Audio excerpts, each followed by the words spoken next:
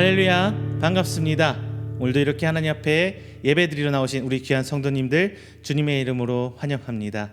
우리 다 함께 이 시간 찬양하면서 하나님께 감사의 예배 그리고 기쁨으로 영광 드리는 예배를 시작하도록 하겠습니다. 언제나 주님께 감사의 찬양하시면서 다 함께 예배를 시작합니다.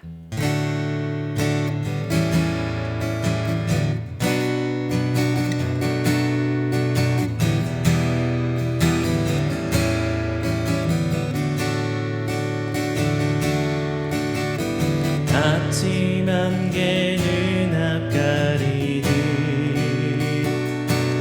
나의 약한 믿음이 심사일 때 부드럽게 다가온 주의 말씀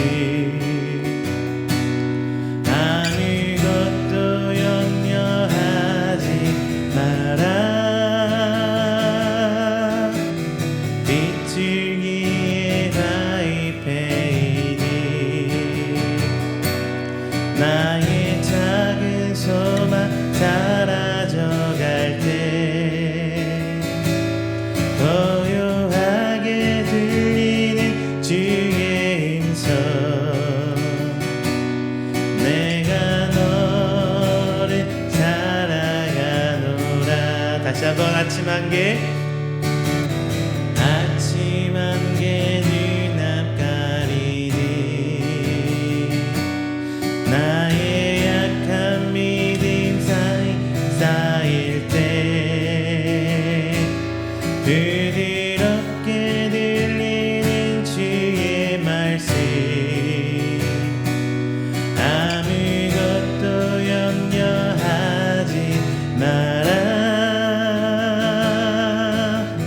비추기에 바위페이니 나의 작은 소망 사라져갈 때 고요하게 들리는 주의 음성 내가 너를 사랑하노라.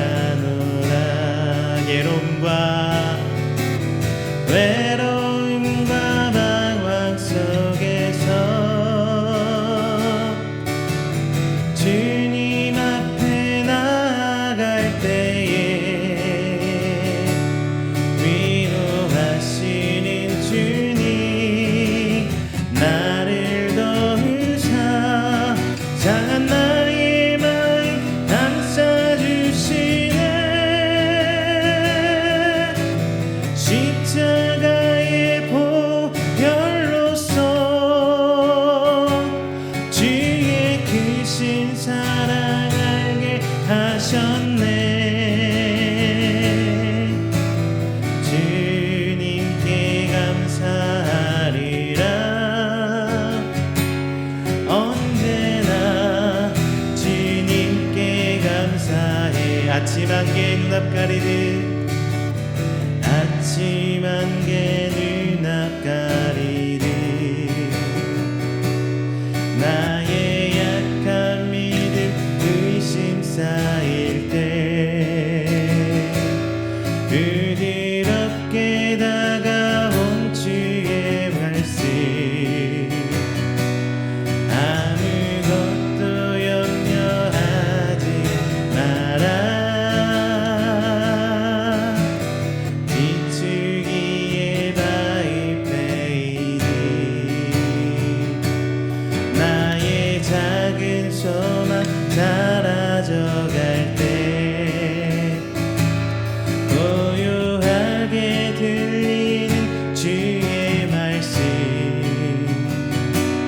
내가 너를 사랑하노라.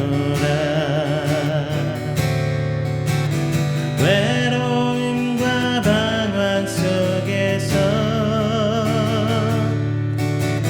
주님 앞에 나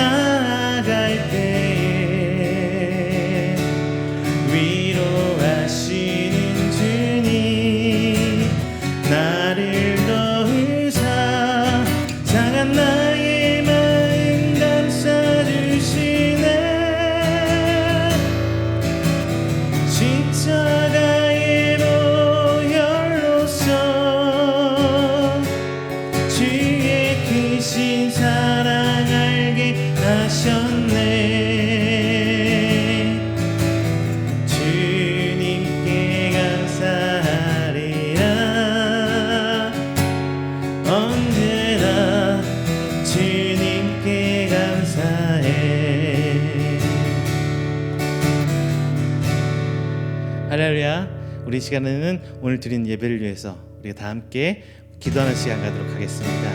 하나님, 이 시간 우리의 예배를 받아 주시옵소서. 하나님, 우리의 찬양을 통하여 하나님께 나아가는 기쁨의 예배가 되시도록 주님 아버지 붙들어 주시옵소서. 그리고 비록 우리가 한 곳에 모여 한 시간에 예배드리지 못하지만 하나님 동일한 은혜로 붙들어 주시옵소서. 마지막 하나는 어려움 속에 질병, 코로나라는 질병으로 전쟁으로 힘들어가고 있는 그 성도들도 하나님 앞에 속히 예배드리러 나올 수 있는 그 시간을 허락하여 주시옵소서라고 우리 다 함께 목소리 높여 기도하도록 하겠습니다. 다 함께 기도합니다. 사랑과 은혜가 충만하신 내 주 여호와 하나님 아버지, 감사 영광 돌립니다. 오늘 나온 하나님께 선택받은 귀한 성도들, 오늘 이 시간 주께 나와 예배합니다. 하나님 예배를 통하여 영광 받아주시고 오직 하나님만 바라고 하나님의 계획을 깨달아가는 귀한 시간 될 수 있도록 주님 아버지 붙들어 주시옵소서. 오직 이 시간 주님의 은혜에 그 은혜의 길을 따라가길 원합니다. 하나님 함께 하시고 하나님 붙드신 가운데 저희들 조금씩은 하나님의 그 원대한 구원의 계획을 깨달아가는 저희들 될 수 있도록 주님 아버지 붙들어 주시옵소서. 이 시간 우리 하나님 앞에 찬양합니다. 드린 찬양 가운데 역사하여 주시옵시고 기쁨으로 주님을 찾는 기도가 되는 찬양, 예배가 되는 찬양 될 수 있도록 주님 아버지 붙들어 주시옵소서. 비록 저희들이 험난한 시에 주 앞에 나오지 못한 여러 가지 이유가 있습니다.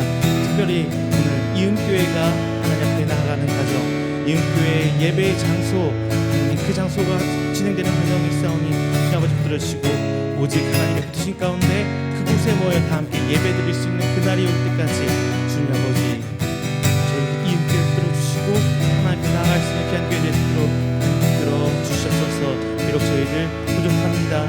하지만 주님께 나옵니다. 주님 그 사랑과 그 은혜를 택하며 주님 나아가고 있사오니 이 시간에 들어주시고 하나님 은혜 가운데 우리 세상에 하나님의 증거로 되어드릴 수 있는 귀한 하나님의 성도 될 수 있도록 하나님 아버지 인도하여 주시옵소서. 하나님 이 시간에도 어려운 가운데 힘든 가운데 아버지 힘든 가운데 내리온 가운데 있는 생명들이 있습니다. 코로나라는 질병으로 아버지 너무 많은 사람들이 힘들어하고 어려워하고 있습니다. 비록 그 끝내가는 과정에 일지언정 하나님의 뜻은 저희가 어디에 있는지 알지 못하여 여전히 두려움 가운데 있습니다. 그리고 실제로 아파 병상에 누워있는 생명들도 있습니다. 이 시기 이겨낼 수 있는 믿음 허락하여 주시옵소서. 비록 저희가 원치 않던 아버지 그 시기에 일지언정 하나님 은혜를 통하여 늘 하나님 그 하나님께 깨달아갈 수 있는 귀한 시간 되기를 원하오니 주님 아버지 붙들어 주시옵소서. 아버지 지금 이 시간 총칼 아래 아버지 두려움에 떨며 하나님 앞에 나아가는 생명들도 있습니다. 아버지 그 생명 긍휼히 여기시고 하나님 은혜로 붙들어 주시사 그 이 전쟁으로 아파하는 아버지 이정자들의 욕심으로 인해 아파하는 그 생명들을 주께서 이끌어 주시옵시고 하나님 앞에 나와 예배드릴 수 있는 귀한 될 수 있도록 주님 은혜를 허락하여 주시옵소서. 그 어둠 가운데서도 하나님이란 빛을 바라보게 하시고 하나님 그 가운데서 희망을 잃지 않고 믿음을 잃지 않고 하나님께 나아오는 그런 시간 될 수 있도록 주님 아버지 붙들어 주시옵소서. 교회가 어렵습니다. 이 나라 이 땅 가운데 세워진 하나님의 빛 가운데 세워진 그 교회가 어렵습니다. 아버지 교회가 개혁되게 하시고 하나님 은혜 가운데 하나님 항상 회복할 수 있는 교회가 될 수 있도록 붙들어 주시옵소서. 이 땅에 다시금 부흥의 불길을 허락하여 주시옵소서. 오직 주님 아버지 함께 나가는 그 저희들 이교회와 성도들에게 원합니다. 함께하여 주시옵소서.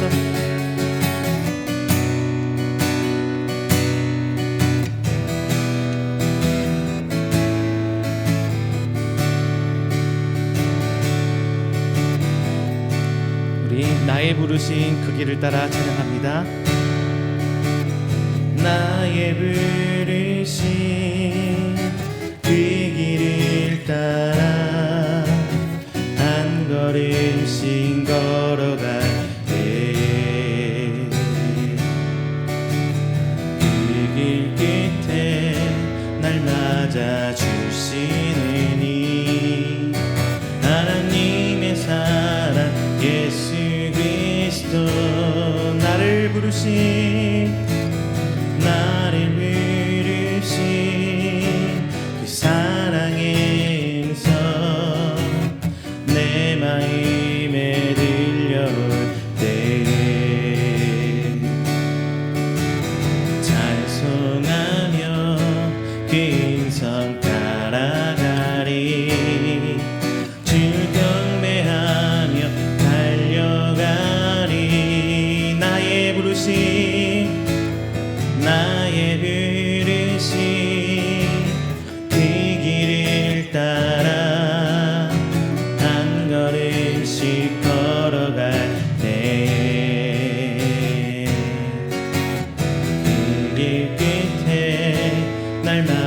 다 주시느니 하나님의 사랑 예수 그리스도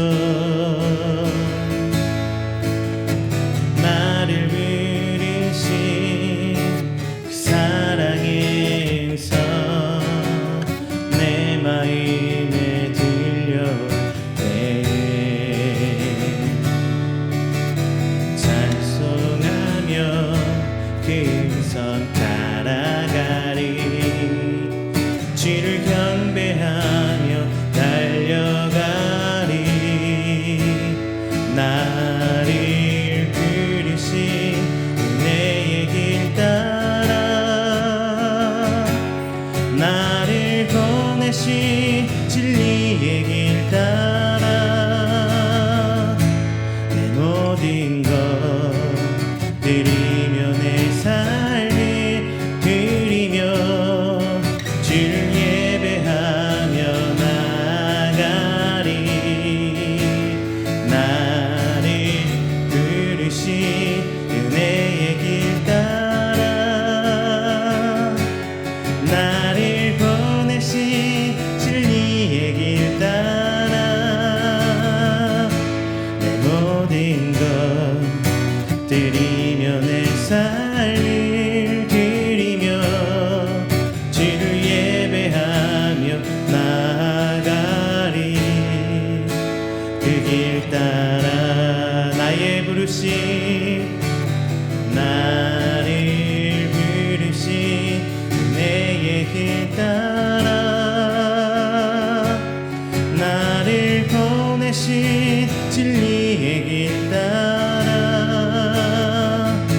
내 모든 것 드리며 내 삶을 드리며 주를 예배하며 나아가리 나를 부르신 은혜의 길 따라 나를 보내신 진리의 길 따라 내 모든 것 드리며 내 삶을 드리며 주를 예배하며 나아가리 그 길 따라 은혜 아니면 살아갈 수가 없네 호흡마저도 다 주의 것이니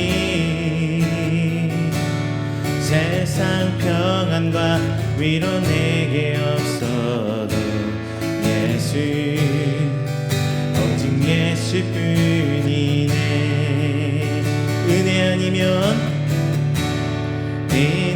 아니면 살아갈 수가 없네 호흡마저도 다 주의 것이니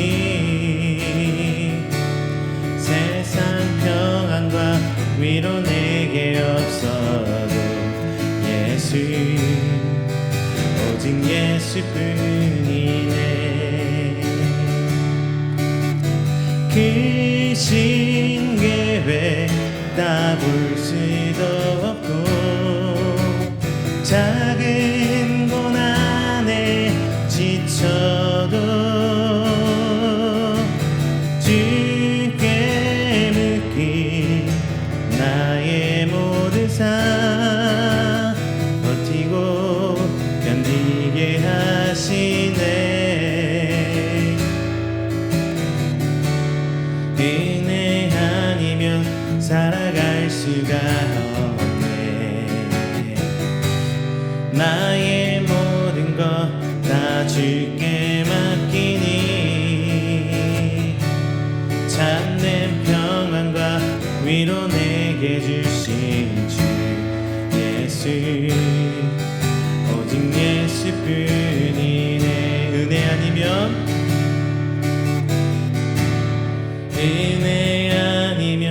살아갈 수가 없네 나의 모든 것 다 주께 맡기니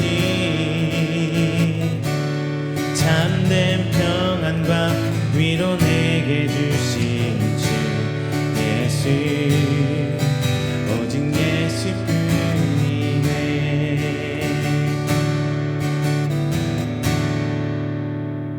할렐루야. 이 시간에는 우리가 드린 예배를 위해서 다 함께 조용하게 기도하면서 예배를 준비하는 시간 갖도록 하겠습니다. 다 함께 기도합니다.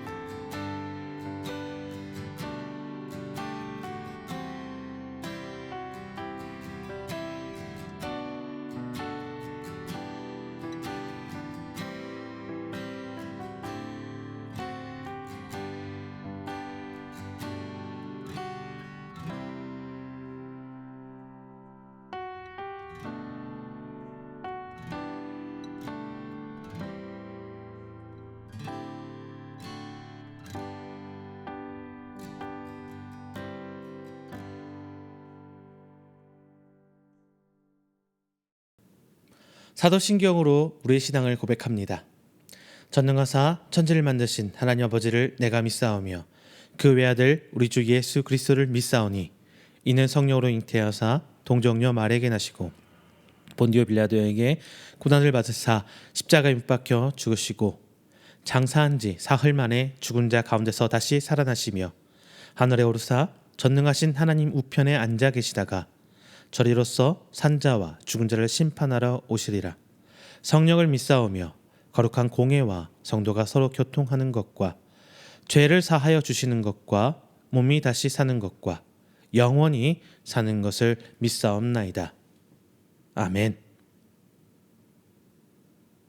다 함께 교독문 25번 시편 47편 함께 교독하겠습니다. 교독문 25번 시편 47편입니다. 다 함께 교독합니다. 너희 만민들아 손바닥을 치고 즐거운 소리로 하나님께 외칠지어다.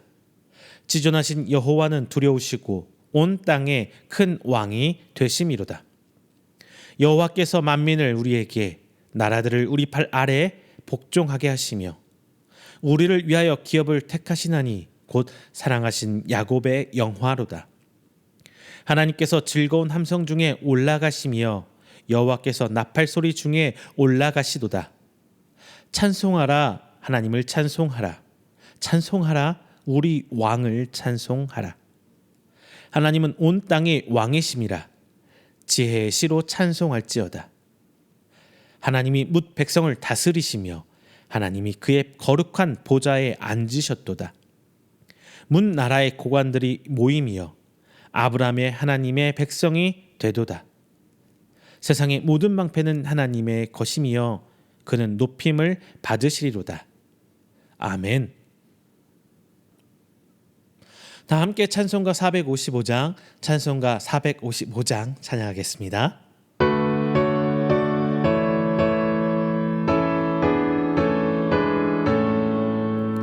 주님의 마음을 본받는 자 그 맘에 평강이 찾아오는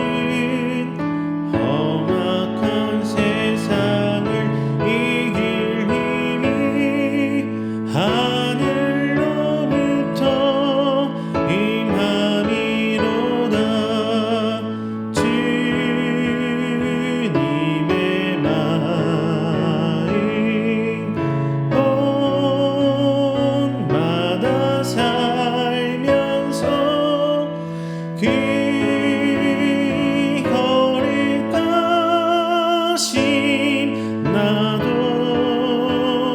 이르리. 주님 내 눈에 안 보이며 그 음성 내 귀에 안 들려도 내 영혼 날마다 주를 만나 신령한 말씀 늘 배우도다. 주님의 마음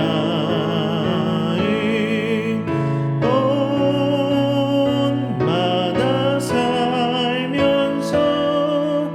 그 거룩하신 나도 이르리. 가는 길 거칠고 험하여도 내 맘에 불평이 없어짐은 십자가 고난을 이겨내신 주님의 마음 본받음이라. 주님의 마음 본마다 살면서 그 거룩하신 나도 이르리. 주 예수 세상에 다시 오실 그날엔 물성도 변화하여 주님의 형상 그 형상을 나 함께 보며 주 찬양하리. 주님의 마음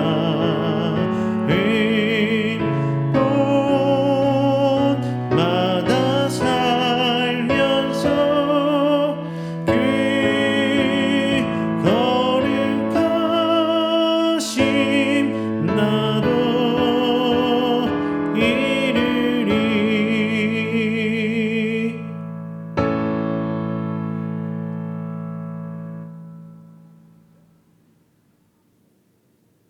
이 시간에는 오늘 우리가 함께 드리는 이 예배를 위해서 제가 대표해서 기도하도록 하겠습니다. 다 함께 기도합니다. 사랑이 많으신 우리 주 하나님 아버지, 감사합니다. 태초에 모든 것을 창조하시고 그 가운데 우리를 택하여 부르신 하나님 아버지, 그래서 하나님의 자녀로 삼아주신 그 은혜에 감사하며 오늘 이 자리에 나와 하나님을 예배합니다. 새 한 주를 허락하심에 그 첫 시간을 하나님께 드립니다.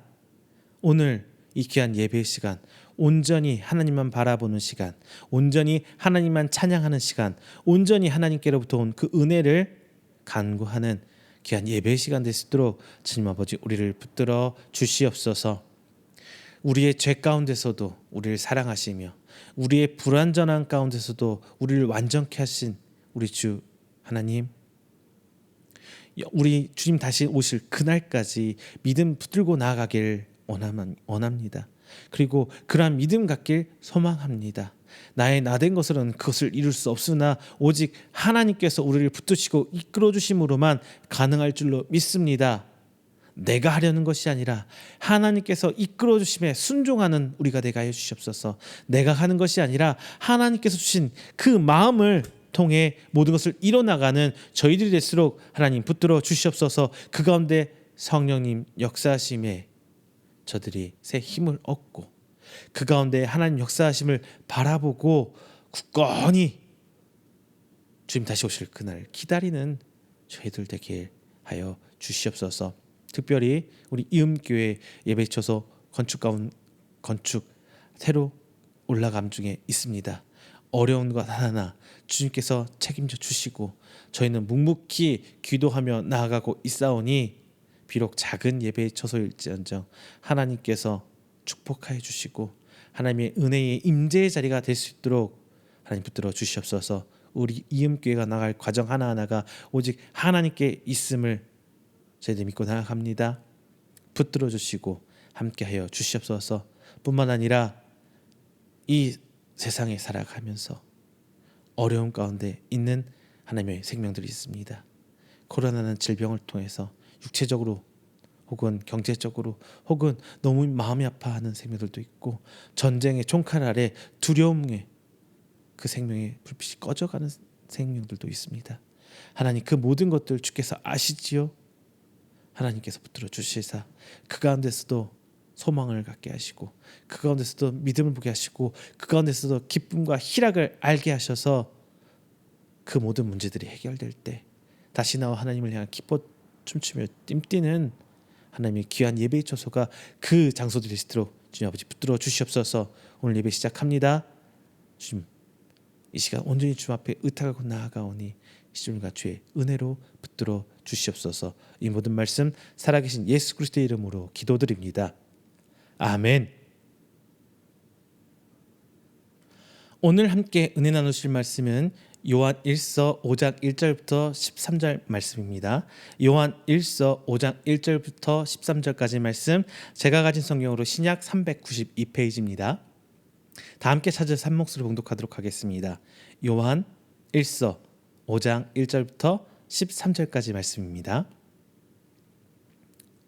예수께서 그리스도이심을 믿는 자마다 하나님께로부터 난 자니 또한 낳으신 이를 사랑하는 자마다 그에게서 난 자를 사랑하느니라. 우리가 하나님을 사랑하고 그의 계명들을 지킬 때에 이로써 우리가 하나님의 자녀를 사랑하는 줄 아느니라. 하나님을 사랑하는 것은 이것이니 우리가 그의 계명들을 지키는 것이라. 그의 계명들은 무거운 것이 아니로다. 무릇 하나님께로부터 난 자마다 세상을 이기느니라. 세상을 이기는 승리는 이것이니 우리의 믿음이니라. 예수께서 하나님의 아들이심을 믿는 자가 아니면 세상을 이기는 자가 누구냐? 이는 물과 피로 임하신 이시니 곧 예수 그리스도시라. 물로만 아니요 물과 피로 임하셨고 증언하는 이는 성령이시니 성령은 진리니라. 증언하는 이가 셋이니 성령과 물과 피라. 또한 이 셋은 합하여 하나이니라. 만일 우리가 사람들의 증언을 받을진대 하나님의 증거는 더욱 크도다. 하나님의 증거는 이것이니 그의 아들에 대하여 증언하신 것이니라. 하나님의 아들을 믿는 자는 자기 안에 증거가 있고 하나님을 믿지 아니하는 자는 하나님을 거짓말하는 자로 만드나니 이는 하나님께서 그 아들에 대하여 증언하신 증거를 믿지 아니하였음이라.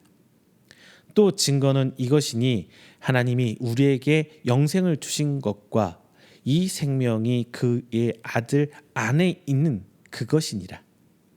아들이 있는 자에게는 생명이 있고 하나님의 아들이 없는 자에게는 생명이 없느니라.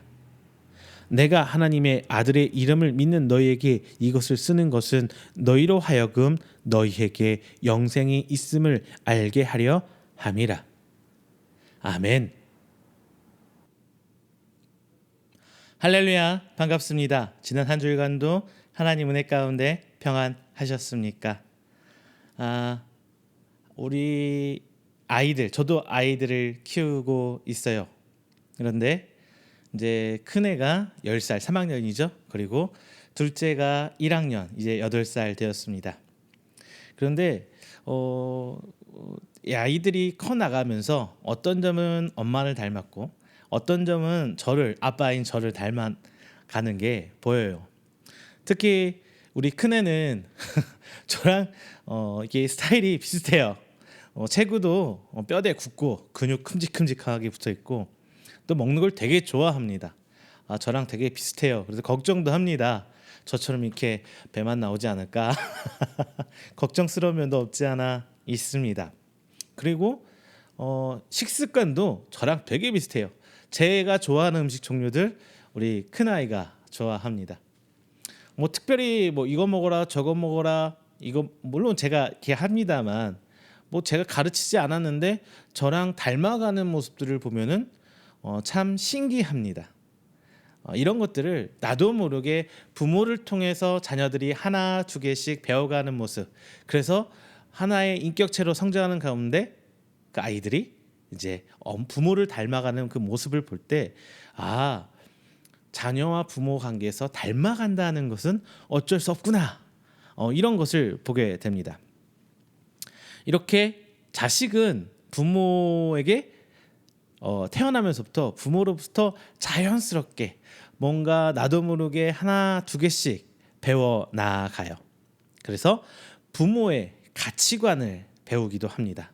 그리고 부모의 삶 속에서 부모의 경제관념을 배우기도 하죠. 그리고 우리 신앙인들에게 가장 좋은 거는 우리 부모의 신앙을 보고 아이들이 하나님을 알게 됩니다. 부모 아래에서 배워 자라나는 모습을 보고 우리는 이렇게 표현해요. 학습한다. 학습이라고 얘기해요.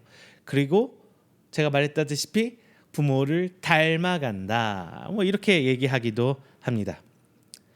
즉 자연스럽게 자녀들이 부모의 얼굴 같은 신체적 특징을 닮아가는 것처럼 부모와 함께 살아가고 그 시간이 늘어가면서 자연스럽게 배워 익히는 것을 넘어서서 그냥 닮아가는 거예요. 자, 우리는 하나님의 자녀라고 합니다. 하나님의 형상대로 우리를 지었다고 창세기서에서는 얘기해주고 있어요. 하지만 아담과 하와의 죄로 말미암아 하나님의 형상대로 지음받은 우리 것만 우리 창조주 하나님, 우리의 아버지 되신 그 하나님과의 관계가 단절되었어요. 그리고 시간이 지나서 하나님의 원대한 구원의 사역 가운데 약속된 메시아 예수 그리스도가 이 땅에 오십니다. 그리고 우리는 그 예수 그리스도로 말미암아 이제 하나님과의 직접적인 관계가 끊어졌던 상태에서 다시 이 관계가 회복되게 돼요. 이로써 거듭난 우리는 자연스럽게 다시 하나님의 형상을 하나씩 두 개씩 회복할 수 있게 되는 겁니다. 과연 우리 아버지 되신 하나님으로부터 우리는 무엇을 닮아가고 있습니까? 과연 우리는 이제 하나님과 관계하며 살아가면서 어떤 하나님의 형상을 회복해 가고 있습니까? 만약 우리의 삶에서 하나님의 모습이 발견되지 않는다면 과연 내가 정말 하나님 자녀가 맞는지, 과연 내가 하나님의 자녀로 은혜 받은 자를 살아가고 있는 것인지 한번 되돌아봐야 할 법합니다. 자, 자녀는요 부모의 유전적 형질을 그대로 물려받아요.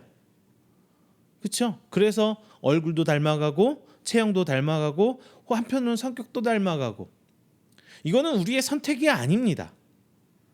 이것은 아이들의 선택이 아니라 그냥 하나님께서 만드신 그 창조의 섭리 안에 자연스러운 현상입니다.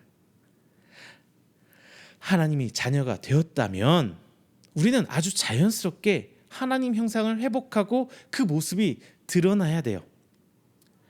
하나님의 울타리 안에서, 하나님의 돌보심 안에서 성장했기 때문에 우리는 하나님으로부터 닮아간 우리의 생활 모습이 자연스럽게 드러나야 돼요.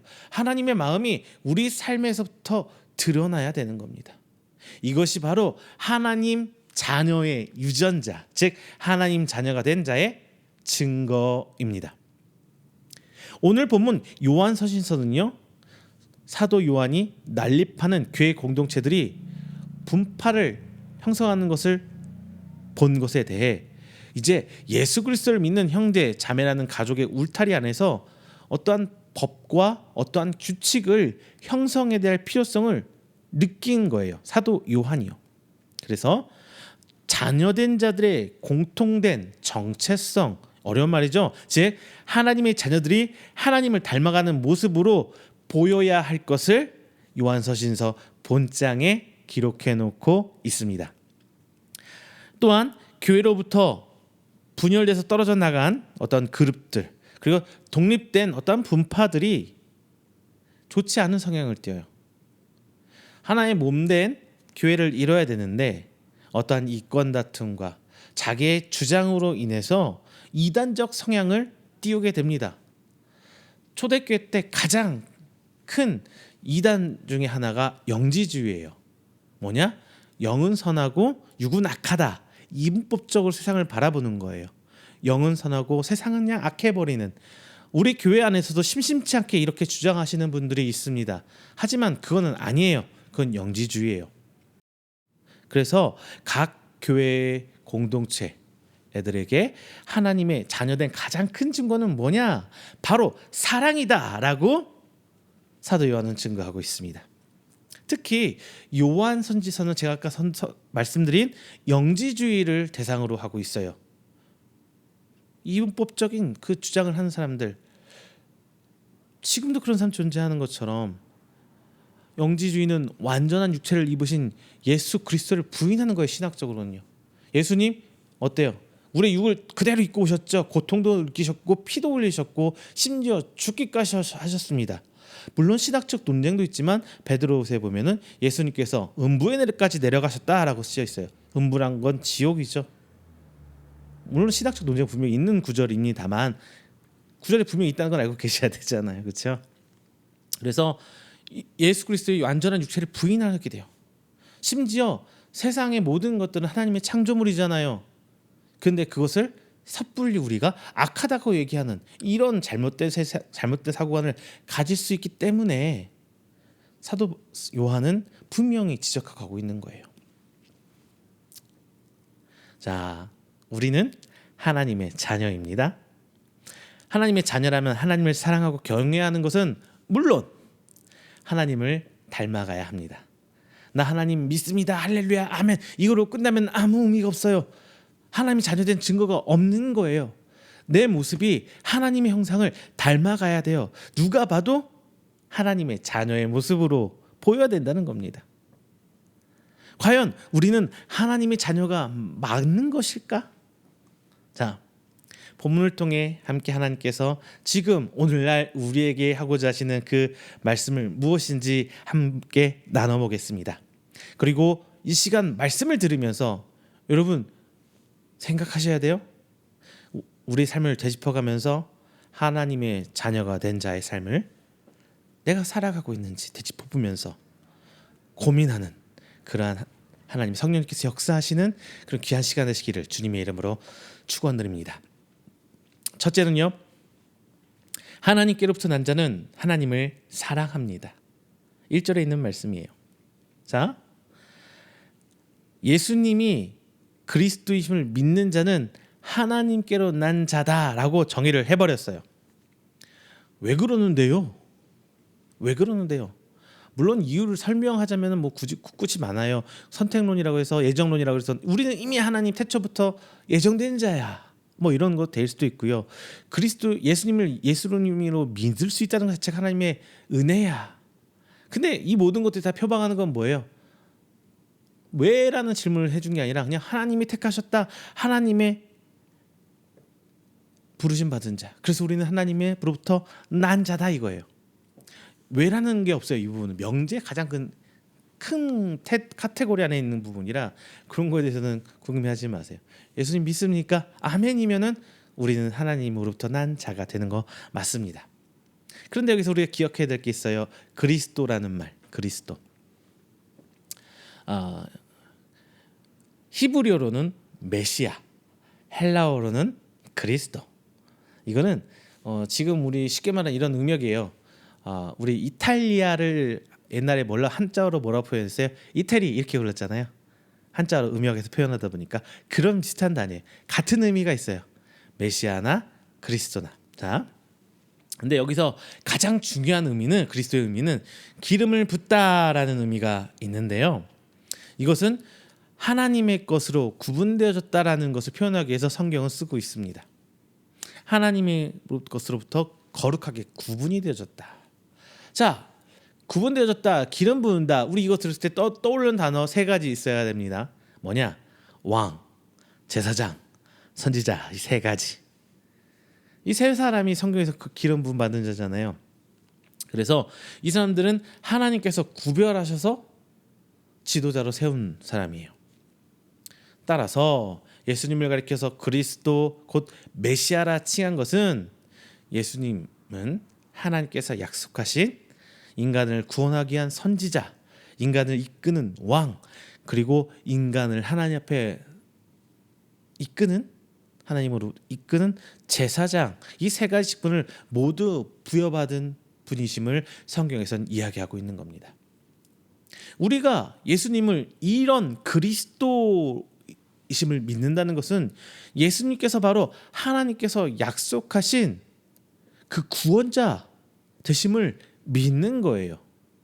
즉 하나님의 아들이신 예수님께서 이 땅에 완전한 육체를 입으시고 오셔서 우리 죄로 인해서 고난받으시고 스스로 하나님과 인간과의 화목제물 되셨다는 것, 그리고 십자가에 못 박혀 죽으심으로 우리를 완전히예요.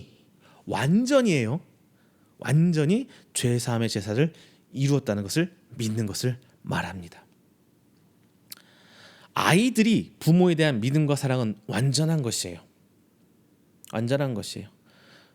우리가 하나님의 자녀라면은 우리는 아이들처럼 이런 완전한 사랑을 하나님께 보여야 된다는 거예요. 자, 제가 살면서 이거 예전에 몇 번 예화를 드린 적이 있습니다만, 우리 큰아이 데리고 이제 물놀이 하러 갔을 때예요. 근데 요즘 물놀이터 가다 보면은 이제 시설이에요. 천이나 개천이 옛날에서 생각하는 그 몇 감는 그런 물놀이 아니고요. 어떤 물놀이 시설이 되어 있는 거 보면은 이렇게 조그맣게 한쪽에 온탕이 준비되어 있어요. 아이들이 찬물에서 놀다 보면은 체온이 떨어져서 입술 파래지죠.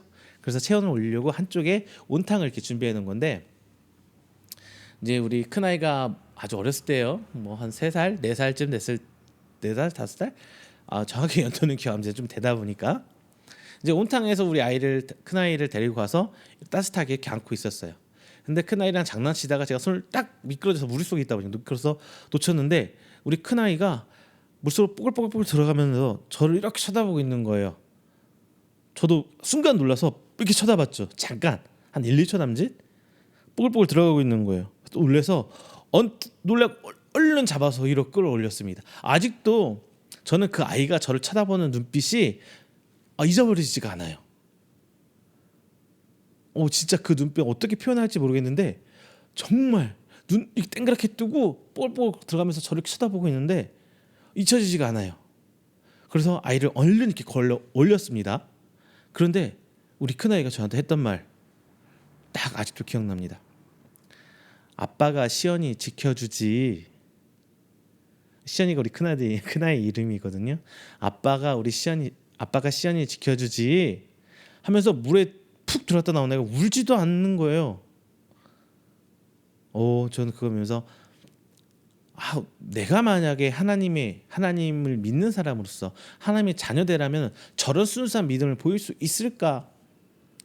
왜냐하면 저도 이렇게 하다 보면 목사지만 하나님 원망할 때도 있고 힘들면 도망가고 싶기도 하고 저도 똑같아요. 여러분하고. 근데 아이의 그 말을 과연 우리는 어떻게 하나님께 보여야 되는지, 이 모습에 저는 하나님의 진리가 숨어 있다, 믿음의 본보기가 있다고 저는 생각을 해요. 하나님을 향한 믿음, 하나님께서 어련히 나를 구원해 주시려니. 다윗도 구렁텅이에 빠질 때 그 어려운 역경의 시기를 하나님 그냥 믿고 이겨내고 지나가잖아요. 하나님 버리고 도망가고 내 맘대로 살래요, 편하게 살래요, 나 왕 안 할래요 이런 게 아니라 굳이 버텨내잖아요. 근데 지금 우리는 어떻습니까? 시험 늘었다, 나는 신앙 좀 방학할래요, 교회 생활 좀 이런 별 여러 가지 이유들 드러내면서 하나님을 자녀라면서 하나님을 순수하게 하나님을 보이는 믿음을 보이지 못하잖아요. 우리는 하나님의 자녀라면은 하나님을 향한 순수한 믿음이 있어야 돼요. 모든 건 하나님 뜻대로 해주시겠지. 하나님 때가 이르면 하나님께서 꺼내 주시겠지. 이게 바로 하나님을 사랑하는 방법입니다. 하나님을 향한 믿음이 하나님을 사랑하는 거예요. 우리 자녀가 엄마 아빠 사랑한다고 뭐 막 표현 많이 합니까?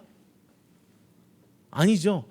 억지로 뭐 어버이날 대한 뭐 카네이션 좀 만들어다 주고 뭐 생일날이라고 해봐 엄마 아빠 사랑해요 편지 하나 써주고, 우리 큰아들은 좀 컸다고 쿠폰 안마해주기 쿠폰, 엄마 말 잘 듣기 쿠폰, 뭐 이 쿠폰 만들어서 주긴 합니다만 별거 없잖아요. 뭐 특별한 우리가 생각하는 사랑한다는 표현 없잖아요. 그냥 아이들은 부모에 대해서 막연한 그리고 순수한 믿음이 있듯이 우리도 하나님에 대한, 하나님께 우리가 드릴 수 있는 게 뭐가 있어요? 없어요. 헌금, 예배, 기도. 하나님 그거 받으려고 우리를 선택해 주신 거 아니거든요. 하나님 원하는 거는 하나님을 바라는 순수한 믿음을 원하시는 거예요. 우리는 그런 믿음을 보여야 합니다. 본장 3절에서 하나님을 사랑하는 방법에 대해서 말씀해 주고 있어요. 첫 번째, 하나님을 사랑하는 것은 하나님의 계명을 지키는 거예요. 아이가 부모의 사랑하는 표현은 가장 잘하는 게 부모의 말을 듣는 거잖아요. 부모가 여기 좀 치워라, 네 책 좀 정리해라. 우리 큰아들 맨날 합니다. 너 먹은 거 좀 정리해야지, 뭐 해야지. 어때요? 이런 게 말했던 게 2번 말 안 하고 3번 말 안 하고 내일은 자동적으로 딱딱 된다면 우리 아들 다 컸구나, 아이고 대견해. 이게 부모의 성장하는 자녀들을 바라보는 솔직한 심정이잖아요. 별거 바라나요? 끔찍히 사랑하는 내 자녀지만 그 자녀가 나한테 돈 갖다 줘야 되고 뭐 해야 줘야 되고 이거 아니잖아요. 그냥 그 자녀가 내가 말한 거 들어주고 순종하고 따라와주면 대견하게 생각하고, 그게 우리 하나님 마음에 똑같지 않을까요? 하나님의 말씀 계명하면 율법이에요. 그렇죠? 율법은 하나님께서 인간을 사랑하시기 때문에 예전에 비록 불완전하게나마 인간의 죄를 사해주기 위해서, 구원해주기 위해서, 하나님과의 관계를 유지하기 위해서 만들어진 하나님의 은혜의 방편이에요. 율법은 하나님의 말씀이 맞습니다. 그러니까 이런 거예요. 율법은 곧 하나님이에요. 아니, 어떻게 표현해나? 하나님이 율법을 포함하고 있어요. 근데 율법이 하나님이 될 수는 없어요. 근데 이스라엘 백성이 율법주의들이 잘못 생각한 건 뭐냐? 하나님이 율법이고 하나님은 율법인데 율법은 하나님이 될 수 없는 것인데, 유대인들 특히나 율법주의자들은 율법을 하나님과 동일시하면서 율법만을 지키기 위해서 살아가요. 이건 아닌 거거든요. 그래서 인간들은 스스로 이 율법을 자기의 굴레로 만들어 버려요. 그래서 무겁게 만들어 버렸어요. 반드시 무엇보다도 먼저 지켜야 할 것을 율법으로 만들어 봅니다. 그런데 그 율법으로부터 예수님께서 사랑이라는 근본적인 율법을 우리에게 던져 주셨습니다. 어떤 사람은 이렇게 말하기도 합니다. 거룩한 부담감. 저는 그런데 이 거룩한 부담감이라는 것을 들었을 때 이것은 성경적이지 않다. 저는 이렇게 말하고 싶어요. 왜냐하면은 예수님께서 말씀하신 새 계명은 결코 부담이 없어야 돼요. 사랑하는 사람을 위해서 하는 것들이 어떻게 부담이 될 수 있습니까? 내 자녀를 먹이고 입히는 게 부담인가요? 아니죠. 물론 그 과정에서 돈도 벌어야 되고 속상할 때도 있고 책임을 내가 대신 져줘야 되고 분명히 이런 부분은 있습니다만, 사랑이란 그 자체에 대한 것은 부담이 아니에요. 행복이에요.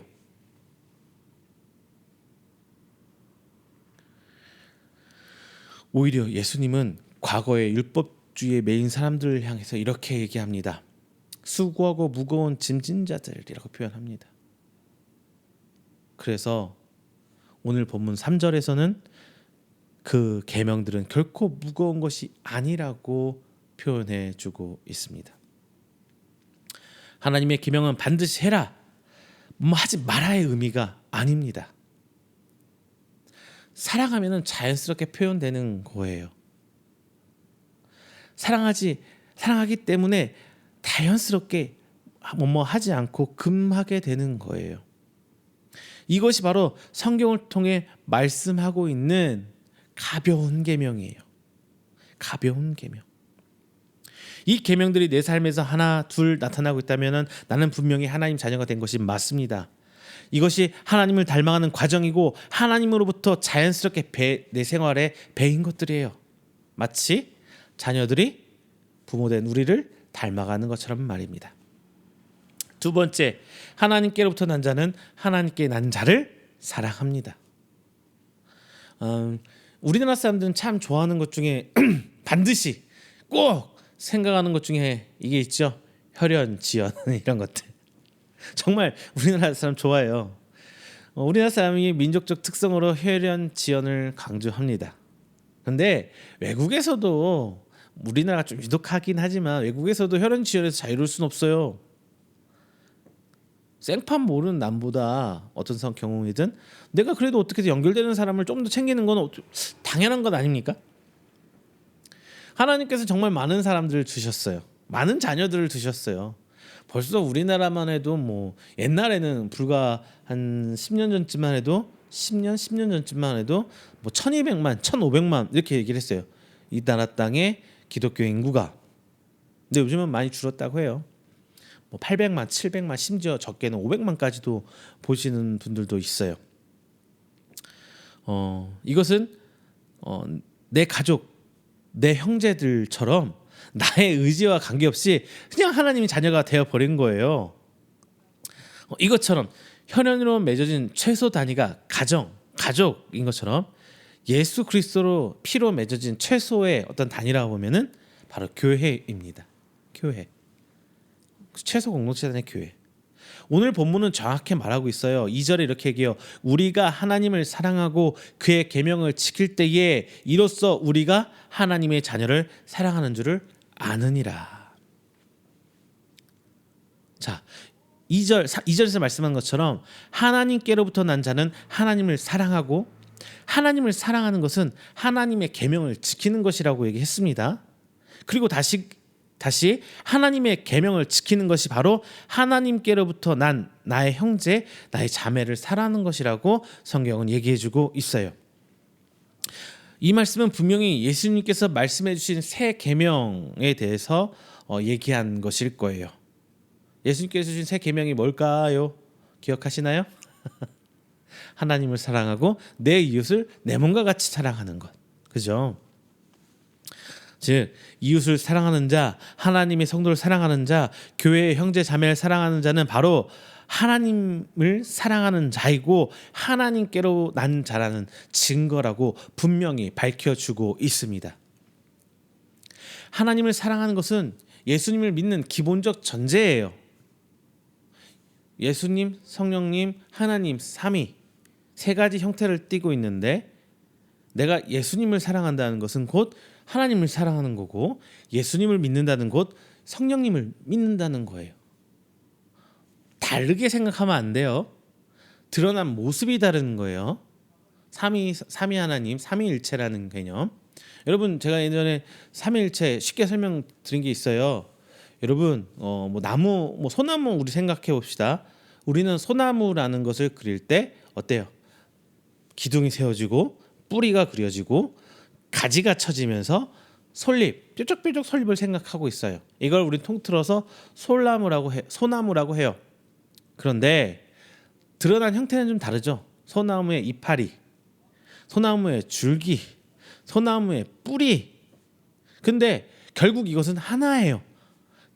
드러내 보이는 모습은 다르지만 결국은 소나무라는 건 하나라는 거예요. 삼위 하나님도 마찬가지입니다. 예수님, 성령님, 하나님, 우리 눈에 보이는 것은 다르지만 결국 삼위일체 하나님이라는 거예요. 꼭 기억하셔야. 이게 삼위일체의 가장 기본적인 틀이에요. 삼위일체. 자, 그런데 하나님이 사랑하는 것, 예수님이 사랑하는 건데 이것만 있다면 반쪽짜리라는 거예요. 예수님께 주신 구원은 완전한 것이지 불완전한 것이 아니잖아요. 우리가 불완전하기 때문에 죄를 지은지언정 완전한 계명을 인간이 선택적으로 우리가 선택해서 이건 지키고 이건 할 수 없어 이렇게 선택적으로 불완전하게 만들면 안 되는 거예요. 즉 하나님을 사랑한다면 반쪽짜리 하나님만 사랑하는 것이 아니라 우리 형제, 자매, 이웃들을 같이 사랑해야 완전한 사랑이라는 겁니다. 사도 요한이 요한서신을 쓸 때 각 처의 교회들은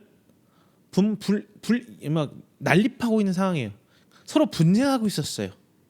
네가 옳다, 내가 옳다, 너는 가짜다, 내가 진짜다 하면서 막 난리 난 상황이었어요. 이 독립적으로 보이는 이 교회들 안에 이단 사상이 막 들어가고 있었단 말이에요. 요한은 이 서신 오늘 본장을 통해서 각 교회들 안에서 서로 갈라지는 것이 아니라 비록 떨어져 있고 멀리 있지만 각 공동체들이 모여서 예수님의 지체, 머리된 예수님의 몸을 교회들이 이루기를 바랬던 겁니다. 그래서 특별히 요한 1서는 사랑장이라 얘기하는 거예요. 사랑 하나 되기 위해서 사랑하라고 얘기하는 거예요.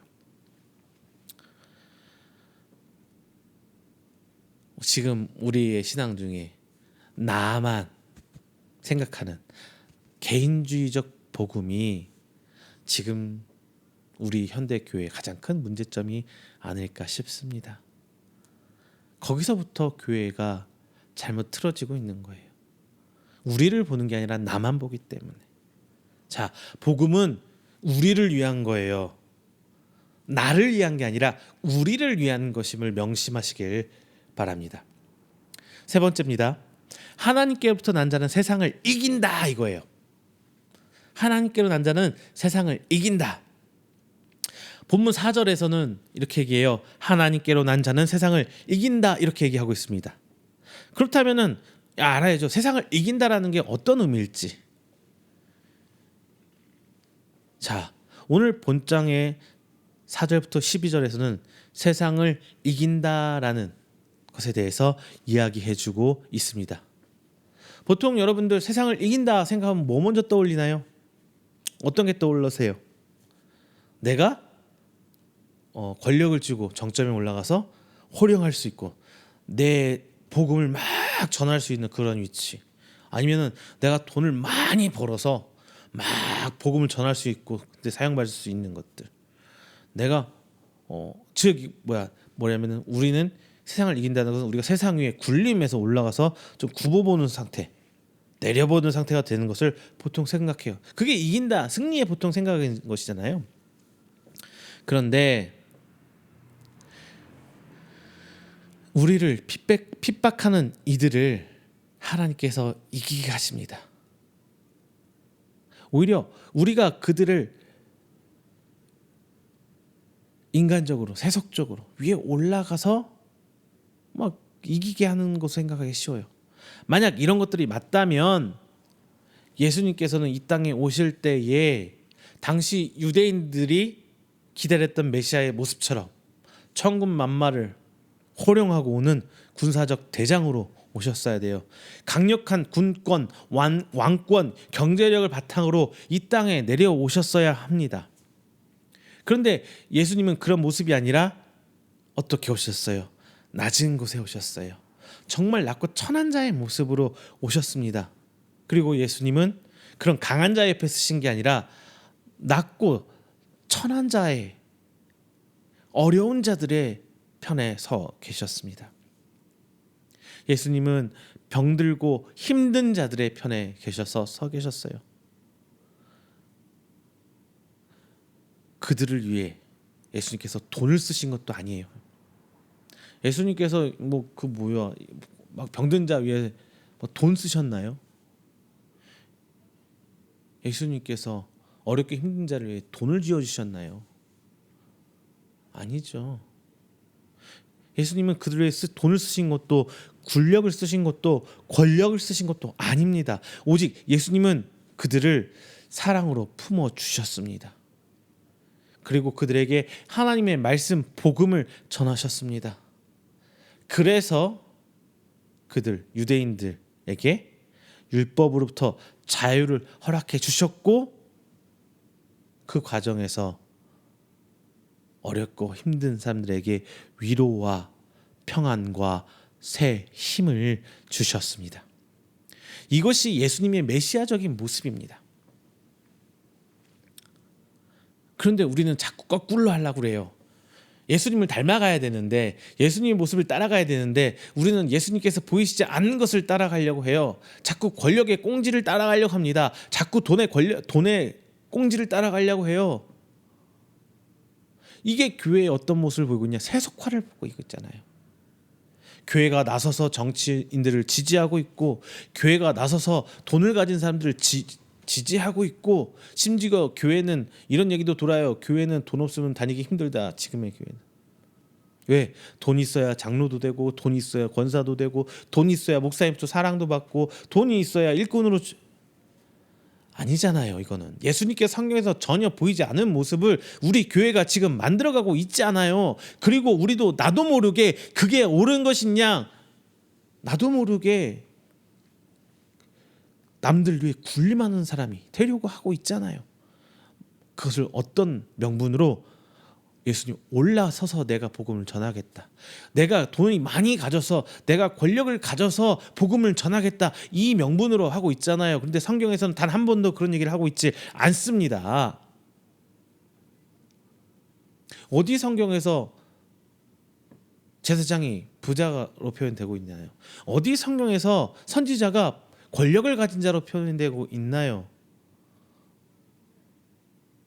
어디 성경에서 왕이 아랫사람을 함부로 하고 있나요? 물론 선지자, 제사장, 왕이 다 가졌을 때 모습이 나와요. 그때는 언제냐? 하나님이 책망하실 때, 하나님이 너희를 책망하시고 벌하겠다, 너희를 버리시겠다라고 선포하실 때 그런 모습들이 드러나요. 제사장들이 권력을 가지고 돈을 가지려고 하고, 선지자들은 물론 그런 사람들이 없지만 선지자들이 정권의 눈치를 보고 있고, 왕이 내 멋대로 그 권력을 쓰려고 할 때 하나님은 항상 나타나서 말하게 합니다. 이런 회개하라. 항상 하나님께서 항상 선지자를 파송합니다. 회개하라. 그건 아니다. 그런데 지금 우리는 그게 마치 옳은 것 양 쫓고 있어요. 교회 다니면 부자 돼야 되고, 교회 다니면 모든 일에 성공을 해야 되고, 교회 다니면은 남 위에 군림해야 되는, 그건 아니잖아요. 성경에서 그러지 않아요. 예수님 12 제자들을 보세요. 누가 부자였나요? 누가 부자로 성공하고 살아갔나요? 아니죠. 우리 성경대로 예수님이 보인 대로 살아가자고요. 왜 인간이 스스로 만들어낸 굴레에 억지로 들어가려고 합니까? 그게 다 우리를 무겁게 하는 거고 힘들게 하는 건데, 예수님께서는 다 풀어주셨잖아요. 수고하고 무거운 짐진 자들 다 내게로 오라. 사도 바울이란다. 오늘 사도 요한은 그 얘기를 해주고 있는 거예요. 오늘 4절에서는 세상을 이긴 승리는 이것이니 우리의 믿음이라라고 분명히 밝혀주고 있습니다. 승리는 곧 인내라는 말이 되는 거예요. 핍박을 받더라도 내가 예수님을 버리지 않고 믿음을 지키면 승리고, 어떤 문제로 인해서 힘든 위치에 처하더라도 하나님을 잃지 않으면은 그 자체가 바로 예수님께서 말씀하시는 세상을 이긴 승리라는 겁니다. 기억하세요. 결과적으로 우리가 짓밟아 올라가서 그들 위에 군림했을 때 승리가 아니에요. 우리의 승리는 말이죠, 아무리 힘들고 어려운 환경에서도 세상과 타협하지 않고, 권력과 타협하지 않고, 돈과 타협해서 적당히 버무려지는 이런 상황이 아니라 오직 믿음으로 굳건히 지켜나갈 때 하나님께서 원하시는 건 그거예요. 믿음으로 굳건히 지켜나간다는 것도 헷갈려하지 마세요. 이것은 율법주의, 즉 행위적 믿음을 얘기하는 게 아닙니다. 여러 번 나오잖아요, 성경에서. 그걸 하나님께서 원하시는 게 아니에요. 심지어 구약 때도 그렇게 말하고 있어요. 선지자들, 특히나 소선지자들 들어오면은 그렇게 말을 하고 있어요. 하나님께서 예배를 원하시는 것도, 제사를 원하시는 것도, 제물을 원하시는 것도 아니다. 그런 거는 니네들이 원하는 것이다 라고 선지자들이 자꾸 얘기해주고 있잖아요. 그런데 지금 우리가 그걸 원하는 거는 하나님이 아니라 너희들이다. 우리가 원하는 거지 하나님 원하는 거 아니에요. 하나님 원하는 거는 바로 우리가 하나님을 사랑하고 이웃을 사랑하는 그 믿음을 지켜가면서 꿋꿋이 인내해 나갈 때, 믿음을 잃지 않을 때, 교회로 단단히 뭉쳐질 때 바로 승리한다라고 하는 겁니다. 물과 피로 임하셨고 성령이 증언하니 이것이 바로 진리라는 거예요. 물은 거듭남의 세례입니다. 피는 완전한 육신을 입고 오신 죽으신 예수 그리스도고 그리고 이를 증언하는 성령으로 말미암아 이 말씀이 진리라는 거예요. 불완전한 인간도 둘 이상 셋이 말하면은 증거로서 힘을 얻잖아요. 그걸 증거로 채택해서 하는 게 유대인들의 문화입니다. 그래서 물, 피, 성령이라는 진리를 말하고 있다면 이 이상의 증거가 필요가 없다는 것이 바로 사도 요한의 말입니다. 이 증거는 하나님을 믿는 자의 마음 안에 있습니다. 우리 안에 세례받은 거듭남의 증거가 있고 우리 안에 성찬을 받은 예수 그리스도의 피가 있으며 우리 안에 역사하는 성령님의 진리가 있습니다. 이 증거는 내 삶에 행해짐, 내가 행하는 게 아니라 나도 모르게 할 수밖에 없는 그런 행동으로 드러나게 됩니다. 이 증거가 구원의 확증이며 이로 인해서 우리는 영생을 얻는 거예요. 얻는 거예요. 반면에 하나님을 믿지 않는 사람들, 이 사람들은 그러니까 사도 요한이 얘기하고 싶은 하나님 믿는다는 게 아예 교회 밖에 있는 하나님 복음을 믿지 않는 그런 사람들 얘기하는 게 아니에요. 교회 안에서 교회는 다니고 있고 예수님 믿는다고 모였지만 개종했다고 얘기를 하지만 신앙 고백은라고 그 삶을 하고 있지만 진짜로 하나님을 믿지 않는 사람들, 교회는 다니지만 내 마음대로 살고 있고 교회를 다니지만 여전히 세상을 바라보고 있고 이런 사람들은 하나님을 거짓말하는 자로 만드는 것이라고 표현해주고 있습니다. 거짓 교사들, 하나님 말씀을 빙자해 자신들의 말을 하고 있는 사람들, 자신의 입속을 채우기 위해서 하나님을 용도 변경하는 사람들, 이런 사람 하나님 믿는 사람들이 아니에요. 이들의 특징은 뭐냐? 하나님의 계명이, 하나님의 사랑이 드러나지 않습니다. 하나님의 모습이, 그들의 모습이 드러나지 않는 거예요. 누가 봐도 하나님 자녀가 아니라 그들은 거짓말장이고 그들의 거짓말이 하나님을 거짓말장이로 만든다는 겁니다. 지금 우리의 그런 목사들 종종 보이잖아요. 좀 안 보였으면 좋겠어요. 안 보였으면 좋겠어요. 전혀 그들의 삶에 하나님의 증거들이 드러나고 있지 않은데 마치 자신들이 하나님의 모든 것을 대변하는 것처럼 증거는 없는데, 증거물은 전혀 없는데 그냥 말만 성경 인용해서 막 선포한다고 하나님 말씀이 아니거든요. 그 안에 성령님이 있어야 하나님의 말씀이에요. 성령님이 이끄셔야 하나님 말이에요. 내가 하는 말이 하나님 말이 아니라. 근데 우리는 이 부분을 너무나 착하고 사는 거예요. 결국 우리가 얻은 믿음이, 그리고 우리가 지킨 믿음이 바로 승리이고 우리의 생명되는 것입니다. 말씀을 맺겠습니다. 하나님께서는 자녀들에게 영생을 약속해 주셨습니다. 구원을 약속해 주셨어요. 그리고 세상으로부터 승리까지 약속하셨습니다. 이 모든 것은 결국 하나로 귀결됩니다. 뭐냐? 믿음. 믿음으로 귀결됩니다. 예수님을 그리스도로 믿는 믿음이 우리가 하나님의 자녀라는 증거입니다. 그리고 하나님의 자녀는 당연히 형제, 자매, 그리고 가족을 사랑해야 하는 거잖아요. 이건 당연한 거예요. 특별한 게 아니에요. 그리고 가족은 나눠질 수 없어요. 그 사이에 다툼 있을 수 있고 좀 티격태격 할 수는 있어요. 근데 찢어지면 그건 가족이 아닌 거죠. 상처 줄 수도 있어요. 하지만 제일 중요한 거, 제일 친한 친구라도 실수하고 잘못하면은 소위 말해서 절교, 찢어질 수 있어요. 다시 회복하기 힘들 수 있어요. 그런데 가족은 내게 가장 큰 상처를 주고 나를 가장 힘들게 하는 게 가족인데도 불구하고 가족은 회복이 됩니다. 회복이 돼요. 교회는 이런 회복이 된다는 게 정말 중요한 거예요. 이것이 바로 가족이고 사랑이에요. 가족으로서 느끼는 사랑, 그 증거 회복이 있다는 거예요. 하나님의 사랑으로 맺어진 형제와 자매들도 싸울 수도 있어요. 죄를 지을 수도 있어요. 서로 상처 줄 수도 분명히 있습니다. 불완전한 우리 인간의 모습이잖아요.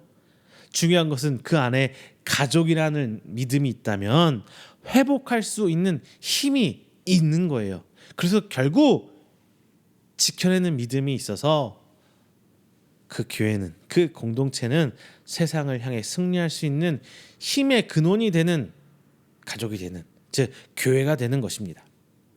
다만 거짓말은 나뿐만 아니라 하나님마저도 그로 인해서 거짓말장이로 만들어버린다는 것을 기억하십시오.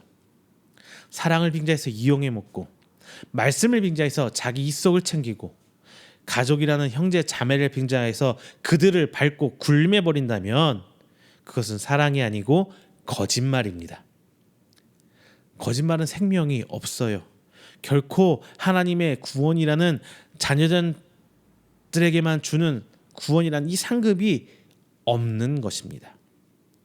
오늘 성경은 이야기합니다. 하나님의 아들을 믿는 것, 즉 예수님이 그리스도됨을 믿는 자에게 오늘 이 말씀을 하는 것은 우리 안에 영생이 있다는 것을 알려주고자 함입니다.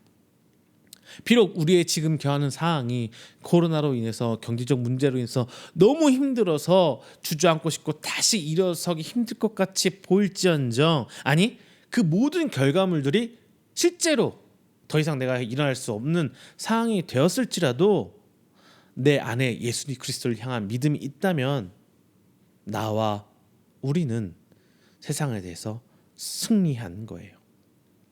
우리가 서로 사랑으로 위로해주고 교회 안에서 이렇게 세워준다면은 우리 안에는 영생이라는 그 어떤 것과 비교할 수 없는 큰 상급이 있다는 것을 기억해야 합니다. 하나님의 자녀는 하나님의 유전적 요소가 그 안에 있어야 합니다. 싫든 좋든 아이들이 부모의 모습과 어떤 일정 부분의 성격과 식습과 여러 가지 성격들을 싫든 좋든 닮아가는 것처럼 우리는 하나님의 자녀로서 당연스럽게 하나님 형상을 닮아가야 돼요. 회복해야 합니다. 그래서 하나님 생각과 하나님 마음을 닮아내야 합니다. 하나님의 자녀는 누가 봐도 하나님의 자녀로 보여야 합니다. 마치 안디옥 교회의 성도들을 향해서 그리스도인이라고 구별돼서 호칭을 만들어준 것처럼 하나님의 자녀는 누가 봐도 좀 다른 면모들이 드러날 수밖에 없어야 하는 거예요. 자, 여러분, 우리의 그리고 여러분의 삶을 한번 돌아보는 시간 가지시길 바랍니다. 하나님의 형상이 내 삶에 어떤 부분에서, 저런 부분에서 좀 나타나고 있으십니까? 그렇다면 우리는, 여러분과 저는 형제이고 자매입니다. 하나님께서 맺어주신 가족입니다. 자, 항상 하나님 안에 세상을 이기는 가족, 그리고 우리 이음교회인들, 성도님들 되시기를 주님의 이름으로 축원합니다. 기도하겠습니다. 사랑과 은혜가 충만하신 하나님 아버지, 감사합니다. 오늘도 귀한 말씀 우리에게 허락하여 주셨습니다. 사도 요한이 초대교회를 향해서 주신 그 말씀을 통해 우리들이 함께 나눴습니다. 우리는 하나님의 자녀입니다. 고로 우리는 하나님의 모습이, 그 형상이 나로 드러나야 됨을 알게 됐습니다. 그래서 이제 우리는 하나님 형상을 내 안에 찾아보고자 합니다. 내 삶에서 찾아보고자 합니다. 하나님, 내 안에 성령을 드러내는 믿음 갖게 하여 주시옵소서. 그래서 하나님뿐만 아니라 내 형제 자매된 자, 우리 교회에 하나님을 믿음으로 예수 그리스도로 말미암아 가족된 한 형제 자매된 우리들을 서로 사랑케 하여 주시옵소서. 그 모습이 본질적인 하나님의 자녀된 증거로 저희들이 믿고 나아가렵니다. 이제 그 모습이 내가 사랑을 하는 게 아니라 하나님의 은혜로 말미암아 어쩔 수 없이 사랑하게 되는, 사랑할 수밖에 없는 우리들 되게 하여 주시옵소서. 그래서 이 믿음으로 우리의 삶을 살아갈 때 세상을 이기게 하여 주시옵소서. 하나님, 세상을 이기는 것이 단순히 내가 그들 위해 군림하는 것을 아니라, 그들 위해 서는 것이 아니라, 내가 하나님을 향한 믿음을 잃지 않고 굳이 인내하는 모습인 것을 저희가 알았습니다. 저희가 오늘의 삶에 있어서 인내할 수 있는 믿음을 허락하여 주시옵소서. 힘들고 주저앉고 싶을 때 하나님 새 힘으로, 위로로, 치료로 일으켜 세워 주시옵소서. 이제 우리가 나아갑니다. 말씀 들고 나아갑니다. 하나님, 믿음 품고 세상을 이기는 우리 이음기가 될 수 있도록 정확히 붙들어 주시옵소서. 이 모든 말씀 사랑이 많으신 예수 그리스도의 이름으로 기도드립니다. 아멘. 다 함께 찬송가 458장, 찬송가 458장 하시면서 준비하신 예물 하나님께 봉헌하도록 하겠습니다. 찬송가 458장입니다.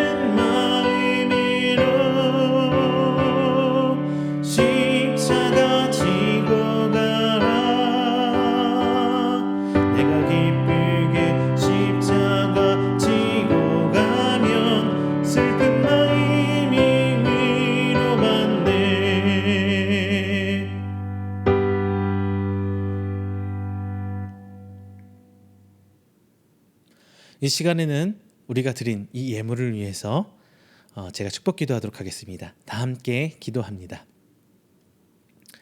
사랑이 많으신 하나님 아버지, 감사합니다. 주신 은혜 가운데 저희가 지난 한 주일간 살아왔습니다. 그리고 새 소망을 품고 새 한 주를 시작합니다. 이 주님을 바라보는 기쁨의 영광의 예배 가운데 저를 빈손 오지 않고 주님을 향해 귀한 예물 들고 나왔습니다. 드린 손길 하나하나 주께서 기억하여 주시고 이 예물들로 하여금 하나님께서 귀 사용하시사 그곳에 30배, 60배, 100배로 결실이 맺어질 수 있도록 주님 아버지 축복하여 주시옵소서. 저희들이 드린 것은 단순히 물질을 넘어선 하나님을 향한 신앙의 고백입니다. 삶의 고백입니다. 주님을 우리의 주인으로 믿는 믿음의 고백입니다. 하나님, 이 예물을 통하여 하나님께 귀히 쓰임받기를 원합니다. 하나님, 은혜 가운데 11조로 감사의 예물로, 선교의 예물로, 혹은 선교의 물품으로, 혹은 귀한 주의 종의 가정을 섬기고자 하는 마음으로 함께 합니다. 주님 그것들 모두 기억하여 주시옵소서. 하나같이 하나님께서 택한 귀한 백성의 기도이며 저들의 삶이며 신앙의 고백인 그 모든 것들 귀한 저희 교회가 하나님 사역하는데 사역하길 원하오니 그 곳곳에 주님의 축복의 손길 얹어 주시옵시고 오직 주의 복음이 선포되며 하나님 나라가 이루어질 수 있도록 그 가운데서도 주님 일하여 주시옵소서. 하나님 사역 가운데 사용받길 원합니다. 그 모든 것들 하나님께 책임져 주시옵시고 드린 손길 그의 가정 주께 책임져 주시다. 더욱더 하나님 은혜와 평강이 넘쳐나는 귀한 가정 될 수 있도록 주님 아버지 붙들어 주시옵소서. 이 모든 말씀 살아계신 예수 그리스도로 축복하며 기도드립니다. 아멘. 찬송가 29장 하시고 축도로 예배를 마치도록 하겠습니다. 찬송가 29장입니다.